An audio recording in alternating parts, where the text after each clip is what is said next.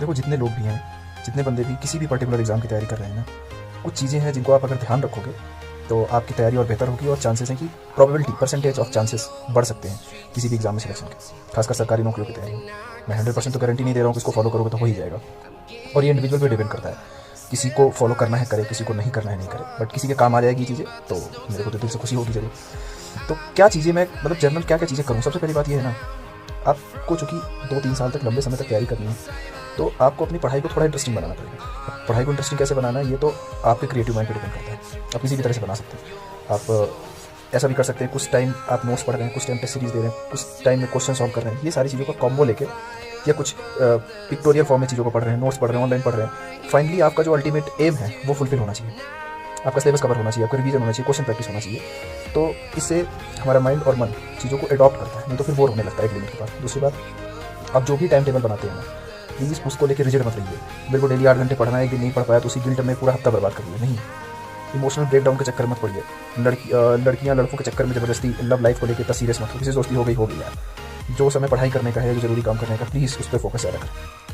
अगली बात यह है कि पढ़ाई के दौरान एक सबसे इंपॉर्टेंट चीज़ बता रहा हूँ, आपको अपनी हेल्थ का ध्यान रखना बहुत जरूरी है। हेल्दी नहीं रहोगे पढ़ ही नहीं पाओगे। 8-8 घंटे 10-10 घंटे बैठ के कैसे पढ़ोगे? कभी तुम्हारा बैक दर्द करेगी, कभी कमर दर्द करेगा, अच्छी फीलिंग नहीं आएगी। आपको पता है, हम जो खाना खाते हैं और जितनी क्वालिटी ऑफ स्लीप हमारी होती है वो हमारे दिमाग के थॉट प्रोसेस को भी इम्पैक्ट करती है और हार्मोन्स को भी इम्पैक्ट करती है। यानी अगर आपने अच्छा खाना नहीं खाया, आपकी नींद अच्छी नहीं है, आप एक्सरसाइज नहीं करते, तो आपकी बॉडी में हार्मोन्स भी ऐसे रिलीज होंगे जो आपको और क्या कर देंगे, फीलिंग डाउन फील कराएंगे, पढ़ने का मन नहीं करेगा।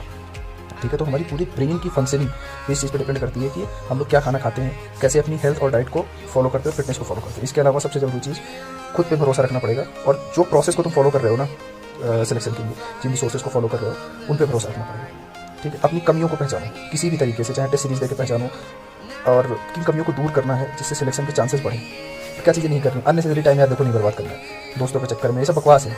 आधे दोस्त बेवकूफ़ वाले होते हैं। कौन तुम्हारा असली दोस्त है बताओ ना मेरे को? तुम्हारा 1 घंटे 2 घंटे 3 घंटे 4 घंटे इधर उधर बर्बाद कर देंगे, कुछ तुमको उसका आउटपुट नहीं आने वाला है। कोई बुरा मानता है तुरंत ना कर दो। तुमको कहीं नहीं जाना है, सीधा मुंह पे ना करो।